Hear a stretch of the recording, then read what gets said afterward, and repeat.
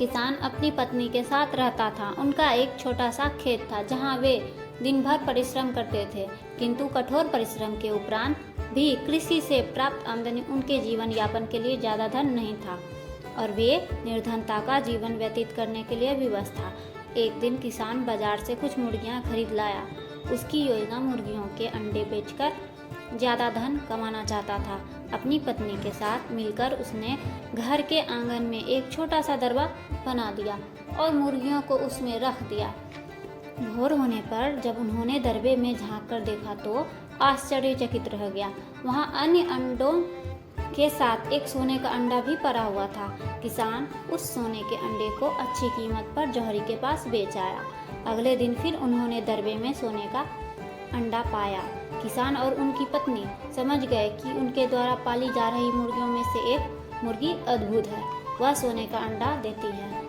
एक रात पहरेदारी कर वे सोने का अंडा देने वाली मुर्गी को वे पहचान गए। उसके बाद से वे उसका खास ख्याल रखने लगे। उस मुर्गी से उन्हें रोज सोने का अंडा मिलने लगा। उन अंडों को बेचकर किसान कुछ ही महीनों में धनवान हो गया। किसान अपने जीवन से संतुष्ट था, किंतु उनकी पत्नी लोभी प्रवृत्ति की थी। एक दिन वह किसान से बोली, आखिर कब तक हम रोज एक सोने का अंडा प्राप्त करते रहेंगे? क्यों न हम उस मुर्गी का पेट से एक साथ सारे अंडे निकाल लें। इस तरह हम उन्हें बेचकर एक बार में इतने धनवान हो जाएंगे कि हमारी साथ पुश्ते आराम से जी पाएंगी। पत्नी की बात सुनकर किसान के मन में भी लोभ आ गया। उसने मुर्गी को मारकर उसके पेट से एक साथ सारे अंडे निकाल लेने का मन बना लिया।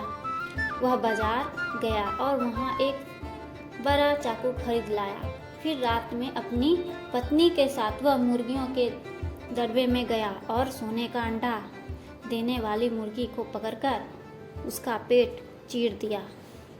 किंतु मुर्गी भीतर से सामान्य मुर्गियों की तरह ही थी। उसके पेट में सोने के अंडे नहीं थे। किसान और उसकी पत्नी अपनी गलती पर पछताने लगे।